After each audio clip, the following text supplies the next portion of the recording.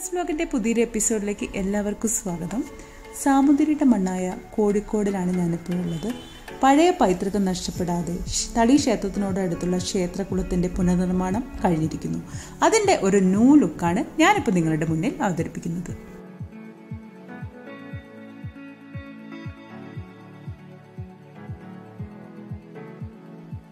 സാമുദ്രിയുടെ ഭരണകാലത്ത് ചരിത്രപ്രധാനപ്പെട്ട സംഭവങ്ങളൊക്കെ നമുക്കതൊക്കെ ഒരു ഐതിഹ്യമാണ്. അപ്പം ഇപ്പം പലർക്കും അതിനെ പറ്റിയൊന്നും അറിയില്ല. അപ്പം അതൊക്കെ ഇവിടുത്തെ വാളിൽ രേഖപ്പെടുത്തി വെച്ചിട്ടുണ്ട്. അപ്പം നമുക്ക് അന്ന് നടന്ന പല ഇൻസിഡൻറ്റുകളും അറിയാൻ വേണ്ടിയിട്ട് ഇവിടെ എല്ലാ ഡീറ്റെയിൽസ് ആയിട്ട് എഴുതി വെച്ചിട്ടുണ്ട്. നമുക്ക് വായിച്ച് നോക്കിക്കൊണ്ട് നടക്കാവുന്നേ ഉള്ളൂ.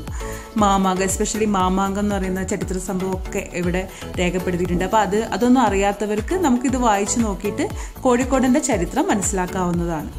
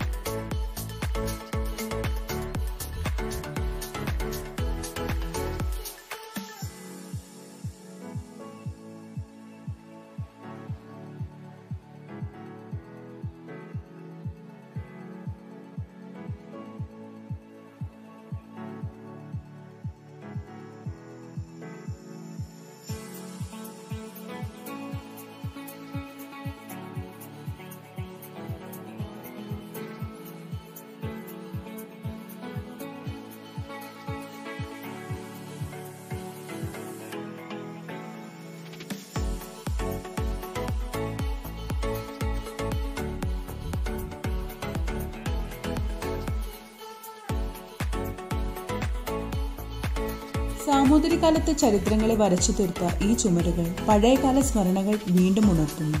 പഴയകാലത്തെ ഒരു തനിമയും നഷ്ടപ്പെടാതെ തന്നെ പുതുക്കിയെടുത്തിരിക്കുന്നു ഇവിടെ.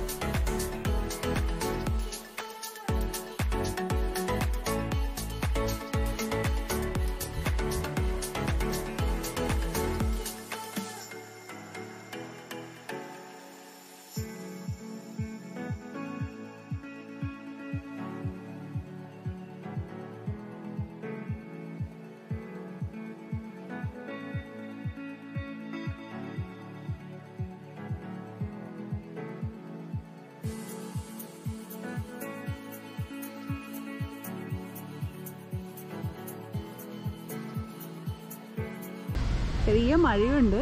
അപ്പോൾ ആരും ഇല്ല കേട്ടോ. ഇപ്പോൾ ലോക്ക്ഡൗൺ ആയതുകൊണ്ട് വളരെ കുറച്ച് ആൾക്കാരേ ഉള്ളൂ. അത് മാസ്കൊക്കെ ധരിച്ചിട്ട് തന്നെയാണ് എല്ലാവരും വന്നത്. മഴ പെയ്യുന്നുണ്ട്. ഇപ്പോൾ വിളക്കൊളുത്തുന്ന സമയമായി. അമ്പലത്തിലൊക്കെ വിളക്ക് ദീപം തെളിയിച്ച് കഴിഞ്ഞു. ഇതിൻ്റെ അപ്പുറം തന്നെയാണ് തളി ക്ഷേത്രം ഉള്ളത്. ഇതാണ് പുതുക്കി പണിത ഈ ഒരു ക്ഷേത്രക്കുളത്തിൻ്റെ കാഴ്ച.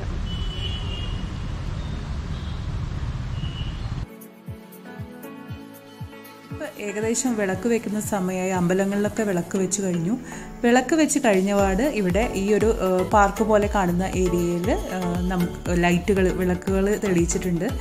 വിളക്കുകാലുകൾ തെളിയിച്ചപ്പോഴേക്ക് ഇവിടുത്തെ ഒരു കാഴ്ച അതിമനോഹരമാണ് കേട്ടോ. അപ്പം നമുക്ക് സായാഹ്നം സ്പെൻഡ് ചെയ്യാൻ പറ്റുന്ന ഒരു നല്ല ഒരു സ്ഥലമാണ് ഈ തളി ക്ഷേത്രത്തിനോടടുത്തുള്ള ക്ഷേത്രകുളം. അപ്പം നിങ്ങളെല്ലാവരും ഇവിടെ വന്ന് സന്ദർശിക്കണം. പിന്നെ നമുക്ക് ഇരിക്കാനായിട്ട് പഴയകാല ആൽത്തറ കണ്ടോ, ഒന്നും കൂടി പുതുക്കി പണിത് അവിടെ കുറച്ച് ഇരിക്കാനുള്ള സൗകര്യമുണ്ട്. ഇവിടെ ഇരുന്ന് ഈ ഒരു കുളവും ഈ ഒരു കാറ്റും കൊണ്ട് നമ്മുടെ സായാഹ്നം നമുക്ക് മനോഹരമാക്കി തീർക്കാം.